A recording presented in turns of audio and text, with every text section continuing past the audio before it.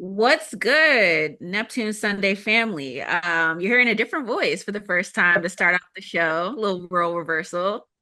Vaughn, how's it going? What's up, Vogue? How are you? I'm great. I'm hosting today, so I'm feeling really good. Little change of pace for you guys. I'm actually going to be asking Vaughn some questions, because I think as anybody who would be listening to this podcast knows, there's a movie coming out that's of all of our interests. It's called Piece by Piece, and it's a documentary about Pharrell and his story, his musical journey. And that'll be coming out soon. One thing about me is I do not do a lot of research into the movies I see. I like to show up with a fresh face, and I already know about I already know a lot about Pharrell. But Vaughn here, our team researcher has done a lot of research and watching talk about Piece by Piece and what you know about it so far. Yeah, so Piece by Piece officially came out this weekend. I think it came out like late Thursday. And you know, obviously for me being a kid from Virginia and loving Pharrell and Chad and the work they've done and what they mean to to people like me from this place, I've been excited about this for a while. Just watching all the interviews and the press for leading up to it this week has been really, really cool to get the perspective of it. Like, just people, my family knows so much about how important, like, how inspirational Pharrell is to me. Like, my godmother, I was at home in Richmond last week for like 8 days, and my godmother told my mom, "Hey, make sure Vaughn checks out Pharrell. He's going to be on CBS this morning on Sunday morning." I was like, "Okay, guys. All right." And then she called my mom, "Hey, it's about to come on." And so they turned it on and we watched it. And it was actually a really good interview. Nice. But he did a bunch of press, like did a GQ, he did GQ and Zane Lowe with Morgan Neville, the guy who directed it, the documentarian, that is kind of like the other voice on the movie. Um, he did Jimmy Fallon, which was cool. To see him interact with the Roots obviously is always cool with him and Questlove. Um, he was on NBC. Today Show actually took Princess Anne High School band with them to the Today Show, which was really cool. Just That's again, like just cool. to continuously use the platform to put Virginia on the biggest stages in the world is really cool. Yeah. But a couple takeaways, right? Like one thing that I really enjoyed about the Zane. Oh, I also got to mention he was on Hot Ones. So like Hot Ones was really cool because the questions were the questions, but like honestly, we don't get a chance to really get to see how hilarious of a person P can be. Like, and that really shows Yeah. because he's making jokes while his mouth is on fire. Like, but that was cool. But the seriousness and the actual promotion of the movie, like I think the Zane Lowe interview was really cool. Like Zane Lowe made it a point because we know Pharrell to be a person who doesn't like to really talk about the past. And so like, it was a moment where it clicked for Zane Lowe and he said, "Oh, well, yeah, you wanted this to be a creative exercise, not a reflective exercise." And that's what traditionally documentaries are, right? Like you're sitting in front of someone, they're asking you these questions about your life. But having it be through the lens of Lego is how it turns into something different. And I'll talk a little bit about that more when we talk about the movie. Um, he talked a little bit about we had this conversation on Twitter with one of our followers on Twitter because we celebrated this week an anniversary for a Shakira album that came out in 2009 that other than like for me, I'm not a huge Shakira fan, and I obviously like I collect the Neptunes and Pharrell tracks, and so but other Yeah. than that, those songs like didn't really sit with me. But that's part of our promotion and our celebration of the music is to celebrate those anniversaries, no matter whether we love the music or not. And I Yeah. think that like the comment that the follower made was this was when Pharrell was in his will work for food era. they thought it was a hot take. And I was like, well, no, like actually on the CBS This Morning interview, like he said that. He said like there was a time where I felt like I was lost because I was not curious and I was not learning anymore. I was getting away from the things that made me excited about it, and it was becoming more formulaic. And I was like, oh yeah, that makes sense because this is about the same time he's talking about around 2009. So that was Yeah. cool. I think you and I had a little bit of a conversation about that, because I am really into Latin music, Yeah, and surprisingly, the Latin Neptunes tracks don't really resonate with me, but it feels like a cash grab, which all of us who have jobs know what that's like. But I think that it's interesting to hear him say from an honest place of like, yeah, I was just like getting into this place where it was like super formulaic. And I also think something you said a little bit earlier that I want to kind of like bring back out is that like Pharrell doesn't do press like this. Pharrell doesn't talk about himself in this way, this like grandiose way. And I think it's interesting to like, in the same way he does his music, watch him kind of flip how people do documentaries in a way yeah, that is like satisfying to him creatively. Because like I would watch something that was like a historical annotation of what who Pharrell is, but like for him, that's not satisfying at all. So like I'm very interested in it from that perspective of like, oh, I want this to be a creative thing. yeah. And you were getting ready to get into something. I'm gonna bring that back up. Like what was kind of like the through line? What's the story that you're catching through all these like interviews, these press tour Yeah. um that you've engaged with? Yeah, I mean, like a couple, like he made this joke a couple times. Like I think it was on Jimmy Fallon and on the NBC Today Show episode interview was basically like, again, just kind of helping to make people understand why the Lego thing makes sense to him. Because like we say, he doesn't like to really make it about himself, but he kept using this example as, do you like to hear yourself on your own voicemail? And he would ask the crowd, and the crowd would say no. So that's why I didn't want to just sit and like do an interview, it's like traditional style interview documentary. Um, he also like made it a point to say a couple times this idea that it's part to inspire people that they can build things piece by piece. And a quote that I've actually tweeted that stuck with me is he says, now is a better word than never. And I think that that's really like that hit me. I mean, obviously, people that know what's going on in my real life, that they understand that. But I thought that was really cool. But I think one of the biggest things, two things that are really important that he talked about in the press, but is really set people up to be prepared for in the movie is one, just how we've always heard him talk about synesthesia and seeing sounds, Yeah, just how the visual of Lego was actually able to show you that. yeah, Because if you go see the movie, like they set it up by in the beginning of him being a kid and listening to Stevie Wonder and seeing the music, like the sounds come from the speakers. But the concept of that synesthesia is incorporated as he starts to build up this role as someone who's providing these sounds to other people and how he yeah. presents those sounds to those people. And so, like, him and Morgan Neville talked about how important that was. And so, Morgan Neville and the animators would have certain songs be uh, displayed in a certain way, and he'd show it to Pharrell, and Pharrell would say, well, no, the color for that is different, right? Like, so, Drop It Like It's Hot is a different color than it's a specific color in his brain, and he remembers Right, those, right? Like, he right, can right. tell those guys, nah, Drop It Like It's Hot is this color, and they can change it and put it in the film. So that was really cool. And then the second thing that's really important is he talks about how the partnership with Lego was important from a standpoint of all the different kids around the world who use Lego.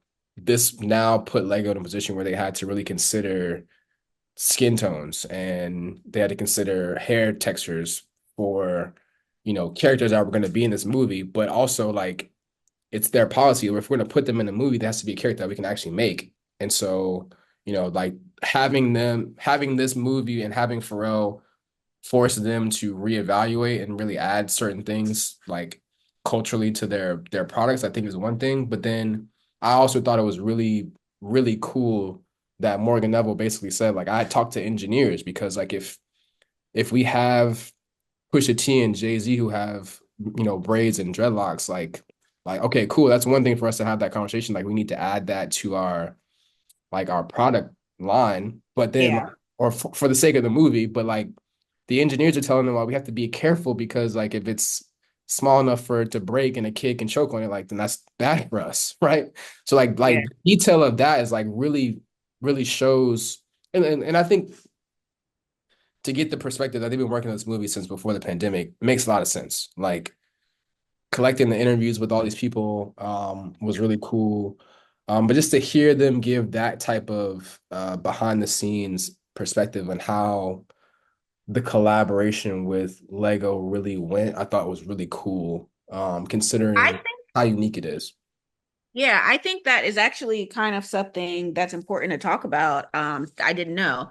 And I think that like Pharrell can get a lot of critique about how, once you're famous for a certain amount of time, you have a certain level of being removed from the everyday experience. And so when you talk about like, he's still bringing kids from high schools in Virginia, he's still positioning this documentary in a way where like kids all over the world can relate to it and kids all over the world play with Lego. So they need to see themselves in this certain kind of way. I think that it's important that he is doing that kind of work and he's being intentional about that. He's not just like being like, I'm this high level celebrity and like, so it's whatever. And I think that really shows like the heart he has for people. Right. That I don't know gets showcased a lot. Um, or in a fair way. For sure. For sure. Well, I'm gonna pivot a little bit.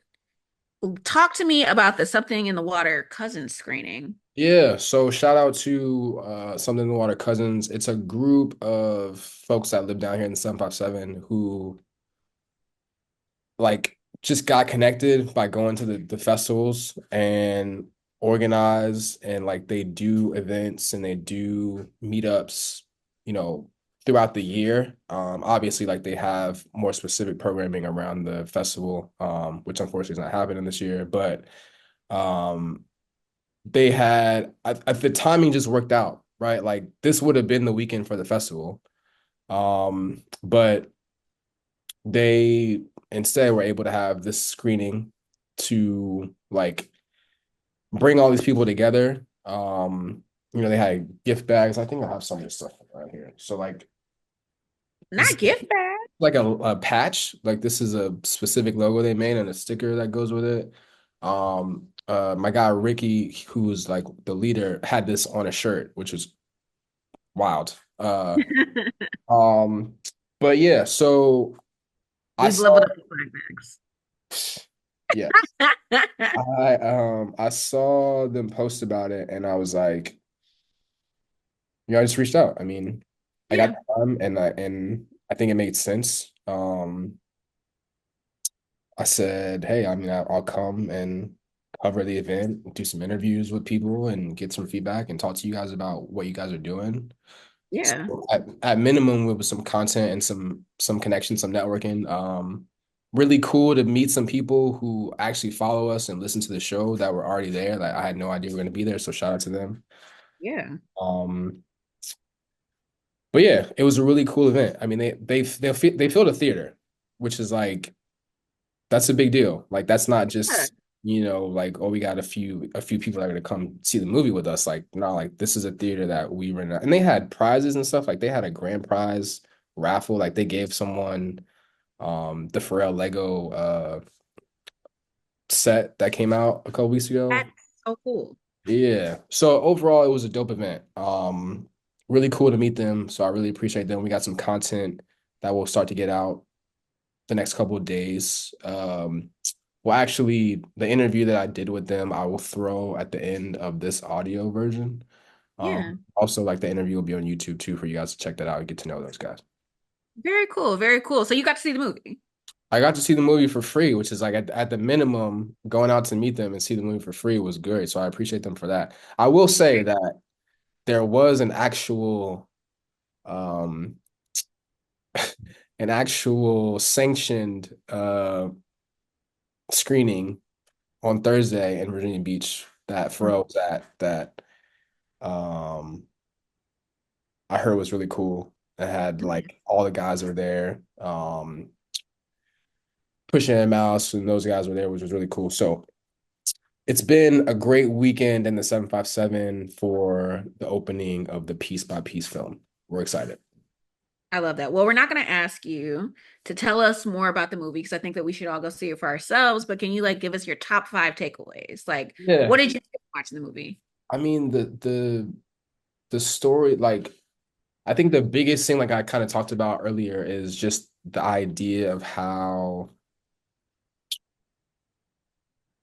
the Lego, having it be told through the lens of Lego makes it feel more narrative instead of a documentary. So Yeah. like usually in documentary, you got the person sitting in front of the camera and they're telling some stories, and then maybe you got some B-roll or some old photos that you can clip to, but like it's not really like you're not in it. It's not a story. It's like you're just listening to someone talk about the stuff, and Yeah. then the way that they're able to turn it into a narrative film with the Legos is really cool. So like instead of you just sitting and seeing Snoop talking about what they did, like you see him in a Lego studio with his Lego Crip entourage, and then it turns into, seeing them on at a Lego concert where they're performing Drop It Like It's Hot and all this. Like it's really cool. Like you, and then Far beyond what B-roll could provide. yeah, and then it's like, okay, cool. Like you're getting to hear this insight and see this, but then it's like, oh, you realize it's Lego, and it's just like, what am I watching? Like, Yeah. I just watch Snoop talk and then turn into a dog. Like, what? So it was really cool. I think that helps it in a lot of different ways, like keep it fresh and allow you not to get bored with it just being like people just talking about it. The second thing I'll say is like there's so many behind the scenes people that are in there that's really dope to see them, one, be featured, and two, also get their own Lego character. So like Tammy Lucas is in there, Mimi Valdez from Vibe magazine, like music executive Big John Platt is in there. Obviously, Rob Walker, who ended up turning into Pharrell's manager, who's been a part, like basically helped him start Star Trek. Yeah. Gosh, what is Sir barking at? Hold on a second. Wants to be part of the show. What are you doing, man? What is your problem, bro? What is your problem? Hey, hey, relax.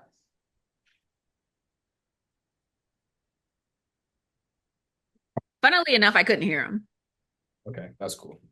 Yeah.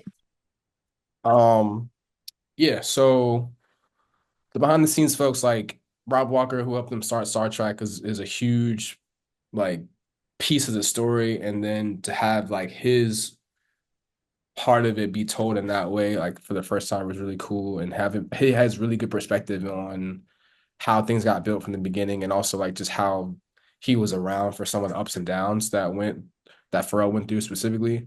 Like Kawan Prather, KP, like it was really cool to see him. Um, Even though I wish that T.I. had been in it. So Kawan Prather is one of the Atlanta music execs who like helped connect T.I. and Pharrell in the beginning. But he's in there talking about how he wanted to get, what song was that? It was a song that he wanted for Usher. He wanted to get fronting for Usher. Um, Oh, yeah, so he talked about that and it was really cool. Like yeah. having Teddy Riley be on there. We've never Yeah. really heard. I mean, I think Teddy Riley just did Drink Champs a couple weeks ago. I haven't watched it, but having Teddy Riley tell their story from his perspective is really important too. Yeah, it's like it's so many people. Like we look at somebody who is famous and we see them and we're like, oh, they built themselves, da da da. But there are like 100 people in the background that are a part of that journey that you usually never know of. So to Right. hear that like some of these people are getting featured is really dope. It's like really important, especially for people who like want to be in the music industry, who want to be not necessarily an artist, but maybe want to work and help create that vision for somebody. Like to know that like there are spaces for you too. Yeah. That's cool. Even Nigo has a spot in it where he's talking about Nice. the starting of BBC Ice Cream, and Yeah. got a Lego character, and they have the subtitles there for him, which is really cool. I'd say the third thing that was really cool, and Pharrell talked about this in I think the Zane Lowe interview, is I think this is probably the most access we've had to Helen. Uh, Yeah. Helen actually like there's parts of the in the movie that tell their story, their love story. Oh, wow. Helen actually like is a character and speaks like she like you hear her like I don't think I've ever heard her talk until this week. I think Upscale Vandal had like put her on his Instagram story, but like she's in the movie and you know he, Pharrell's parents are in there, so I think like Pharrell made it a point to say, especially Helen and the kids, you know, it would be less likely to have them included if it wasn't for the Lego part of it, right? Like Yeah. that helps him feel more like, okay, cool, this is they're in it, but they're not really in it.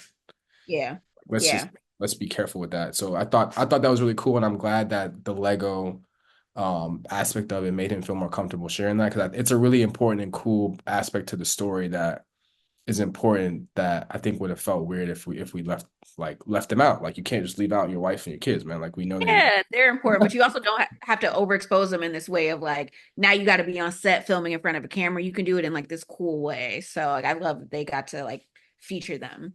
Right.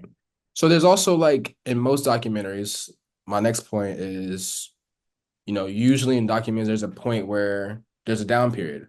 And I Yep. think that's like we talked about earlier, like Pharrell mentioning that he felt lost during that time where things weren't as fresh and he wasn't as, committed to what he fell in love with in the first place. Um, and the way that it's done is very well done in terms of it being authentic and it being a little bit darker, but still being Lego. And again, I think that part of it also the Lego really lended itself well to making it like exciting and not sad. It was like we like Pharrell is sad in this part, but like the imagery like during this period they incorporate like a part of Busta Rhymes interview that kind of explains what Pharrell's going through Hmm. and the way that they visually depict what Busta Rhymes is saying with the Legos Hmm. is crazy. Like Yeah. it's I mean, well, I can say it because they said it in the interview. So I'm not spoiling because Pharrell and Morgan already spoiled it. But basically, this is a period where Pharrell's doing too much and he's not as committed or interested in the music. And Busta introduces this concept of the shoulda, coulda, wouldas that are Yeah. trying to tell you what to do and what you should be doing. And they visually depict those shoulda, coulda, woulda people as like suits, like business people who are trying to tell Pharrell what to do and make this hit and make this type of music and do this thing. And so as he goes through this process, and then he's trying to please the shoulda, coulda, wouldas, and they're happy and they're around, but he's not making the music that people want. Like Push, this is the part where Pusha comes in and says, "All Eyes on Me" with Carrie Hilson is his least favorite song ever, right? And so then Pharrell gets to this point where he's like trying to figure it out, and then I think Buster's quote is like, when things are going bad and you're drowning, and the shoulda, coulda, wouldas abandoned ship, and like it literally like it got this Lego of the shoulda, coulda, wouldas in the water with P, and then all of a sudden they hop off and a like life vest. I mean, a life raft comes, they hop on it and they Yeah. go away, right? Like Yeah. that was one of my favorite parts of it, just because Yeah. how the Lego part was such an important piece to that visual story of what Pharrell was going through, and Yeah. Busta's voice explaining it was just like one of my favorite parts of the whole movie. Yeah. That sounds perfect. Carrie Kelson will never get a break.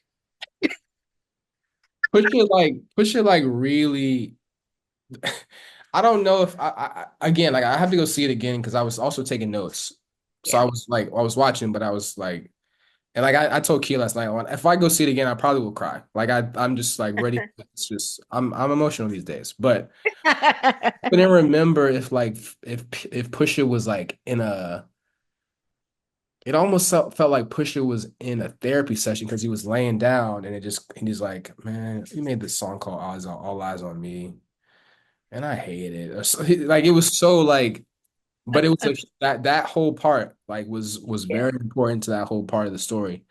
Um, Last thing, Yeah. not the most important, but a very important takeaway.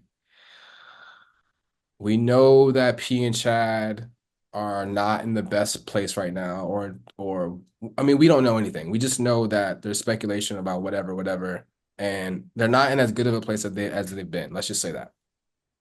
And so, one of the interviews, I think Zane Lowe was the only person that like really actually asked him about it, and he was, Pharrell answered the way you knew he was going to answer. He said, you know, things are not. He's like, the legacy of the Neptunes, like, is kind of the question that Zane Lowe asked him. He's like, well, we all evolve. It's not bad. It's just different, and that's okay. I'll always love Chad. I'll always be grateful for what we did together. Um, and so it's important for everyone to know that Chad is like prominently in the movie, like, and it's Chad's voice, and it's Chad, a very dedicated couple of scenes about how they got connected and how their friendship blew up, and like that was beautiful. Like even to the point where through that whole downside that I was just talking about, there is also another moment when Pharrell comes out of his funk and Chad is there to greet him and say, "Hey, welcome." Like so, it's important to note that Chad is in it. Chad is featured. Chad's voice is in it, and it's an important part of the story. So I'm glad that that was at least Yeah. able to be like whatever their relationship is, which doesn't really matter to me. Yeah. I'm It's glad not that our they business. keep him in there and still be featured like that. Yeah, I like that. And I think that like that speaks a lot to at the end of the day to go through so much of your life and so much of your career with somebody like that's family. And we all have families. We know what it's like. Sometimes you're talking to your family every day, sometimes you haven't talked to them for months. And like whatever they have going on between them is actually really their business. But I'm glad that Chad gets his moments throughout this and he's just not like cut out of the story. So that's a relief to me personally. What do you think what do you think this movie means to Virginia? Like you're from Virginia.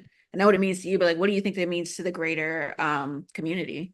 Yeah, I mean, just talking to some people at the screening last night, and just like the movie starts with him talking about being in Atlantic's apartment projects in, the 757, and like what that meant. And, you know, this idea that when you think about products and you're looking at products from the outside, all the negativity that you assume is happening in there, but the movie does a great job in the beginning of him being able to tell the story about how great it was inside, like how, we rode bikes together and we all like, did all these things that we know people do in our community, and like no matter what, like that stuff was still happening in a positive way.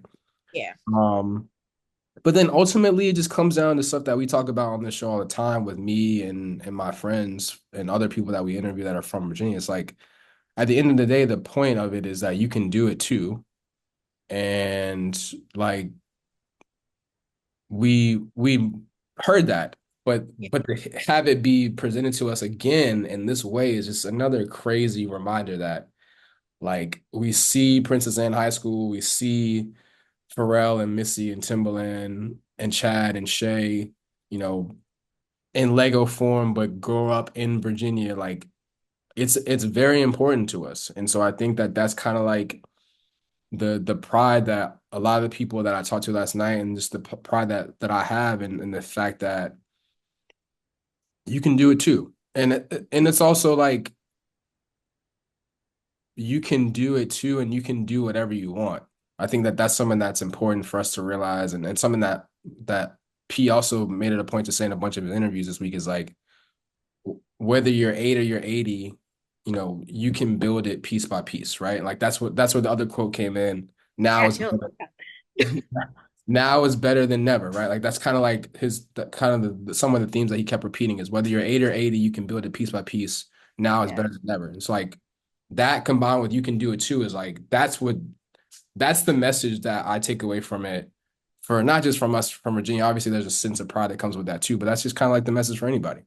Yeah, I think that's a something that like at least in our generation, that's something that Pharrell has imparted on us. And like being an adult, like a real adult, Mhm. I think that it influences a lot of the decisions I make, a lot of the stuff that I'm trying to make happen now. Like, I love that that's like what you feel from that movie. Fun question. Sure. What was your favorite cameo? I don't know, man. I think everyone I think that Buster cameo because of the context I thought was really cool. Yeah, I think it's important to note that there are a good like run of people, frequent collaborators yeah, who don't have like interview speaking parts that are in the movie. So like there's like a montage where he's in the studio in that run where they're making all the hits. So like I think it was like Madonna, Beyonce, Usher,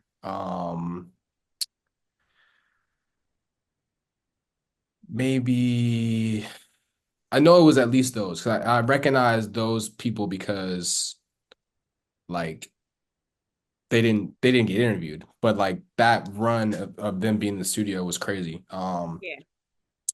I'd say, I mean,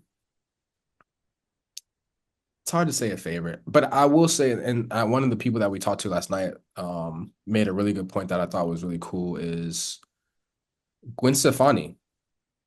Uh, Dope. Yeah. Gwen Stefani's part of it was cool, but they also are telling the whole story. So they start with Hella Good. So like the No Doubt guys are in there too, Yeah. which is really cool. So to have her talk about that, but then also like those guys be included, I thought was really cool. Yeah. So I'd say yeah. I mean, I was happy to see I was happy to see everybody, honestly. Like I thought it was really cool.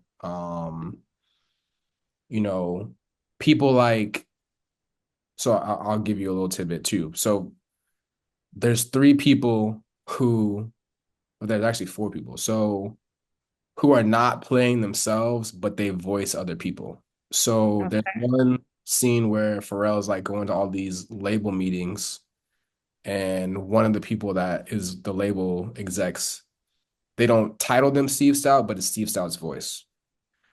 Um, Okay. there's another in the beginning, there's another sense part where there's a DJ talking about some songs, and the DJ is Family's voice. Oh, dope. Um, what's the other one? Oh, so then like a huge part of it, which also was gonna make me cry, like they have his grandmother is a huge part of it too. And so his grandma gets him to church and starts learning, like he gets inspired by music at church, and the pastor at the church is Charlie Wilson. I love that. Charlie Wilson starts to sing um the nerd song God Bless Us All. Oh, wow. Yes, which was crazy. And then your favorite, I say this for last on purpose because your favorite. There's a part of the movie where they talk about Pharrell not doing well in school, and a teacher comes to yell at Pharrell, and the teacher's voice, Tyler, the Creator. Life made. Thank you. All right, last question. Who was the most realistic? Because you did not pick a favorite, and I'm gonna accept your PC answer. I mean, the most realistic I think was definitely uh I mean Chad's was realistic. Okay. I'll say Rob Walker's was really realistic as well. Okay. But yeah, I mean everyone kind of like looked like some semblance of themselves. Like I mean, considering that they're Legos, I think that we can yeah, only ask but for so much. yeah. And I think So, like you know who it is based on more so their dress than their face, yeah. their clothes. Okay. But Okay. That makes sense. Okay. yeah, I'm really more excited to see it than I already was. So, do you have any final thoughts before we sign off today? yeah, it's great. It's a great movie. It's really, you know, it's really It's really good for the culture, right? Like I think, he talks about in the interviews about how this process started years ago, like before the pandemic when, documentaries were becoming a thing and like they weren't all good, right? Like, like a lot of those documentaries are like people just trying to hold on to some fame or remind people why they were famous or like, you know, just People were bored at home. We all watched like yeah, the Tiger King. Like yeah. we've been through some content. Well, the idea like you can't like executive producer on documentary and then it's kind of like your story the way you want to tell it. So it's not really objective. It's like so I don't know. Like Yeah. I think the Lego part of it made it really cool. And he also said it's really important that it's able to be digested by he's got 4 kids, right? Yeah. Like they're gonna be able to, like shit, Rocket has got to be like maybe almost 15 or 16. But like Yeah. the triplets couldn't sit through this if this was a regular documentary. So Right. I think that's So pretty nice. Vaughn, this was fun. You gonna let me lead more? sure. Sure. Anytime. Anytime. We have, oh, I mean, when you can lead. You know. I do. Get ready. Am I I'm gonna, thinking about that are all you week. gonna tell the people? That's gonna be no. We can't like I don't like getting people's hopes up and then things that Okay, happen. keep it a secret But for it's gonna happen. It's gonna happen. That's when you're really gonna show off. And I'm just gonna let the rings go. Like this is Vogue on whatever. I can't be held responsible for now. I want y'all to go to sleep tonight thinking of what he could possibly be talking about. And until next time, Sheesh. what do you say every time? Peace and love. Peace and love. Thank y'all for listening. Go watch the movie. All right. Bye.